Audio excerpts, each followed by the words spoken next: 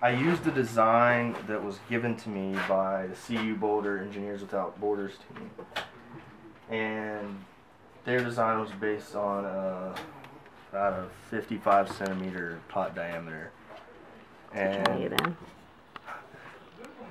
the pots that they use here are about 94 centimeters, so it had to be drastically scaled up, which, as you can see, made it really tall, because the efficiency of it depends on the size of the hole in the feed chamber and the combustion chamber, which is down in there. You can't see it right now. And the length of the feed chamber this way and the height of the combustion chamber this way. So those three components are all relative to each other, so you can't just make one bigger without making the rest bigger. When this is the feed chamber, and so this is where the wood will go in, and the way it's designed, there's a 90-degree angle at the back of this feed chamber. It comes up, and this is the hole where the pot will sit.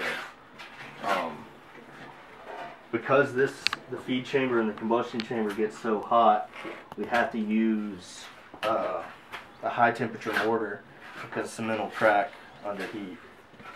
So we used a mixture of clay, sand, lime, and a tiny bit of cement.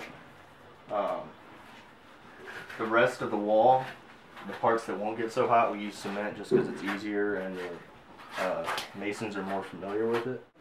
In order for it to work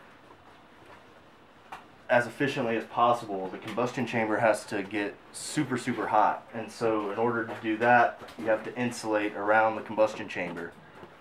And so the plans that I was using called for vermiculite or pumice, but we weren't able to find that here in Rwanda.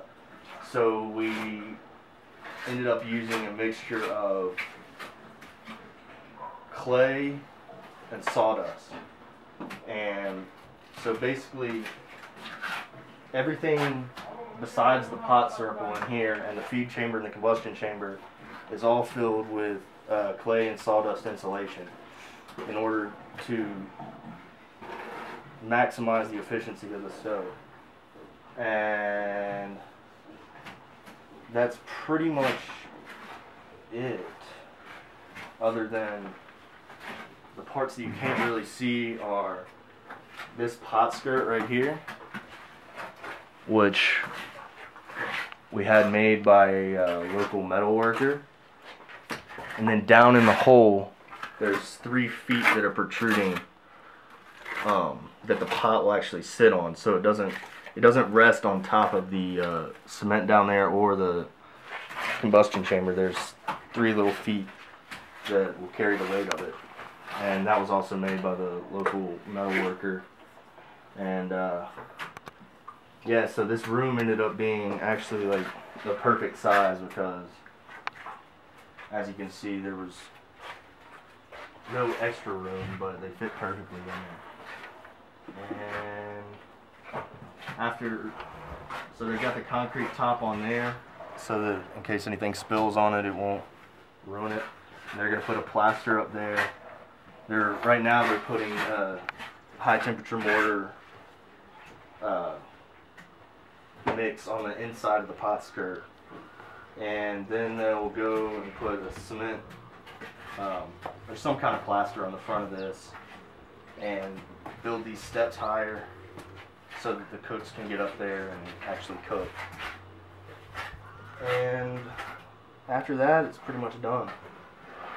Oh, and then the roof, as you can see, right now there's no hole or anything for the exhaust fumes to go out.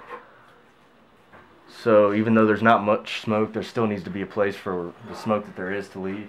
So what we're going to do is cut that back section of the roof off.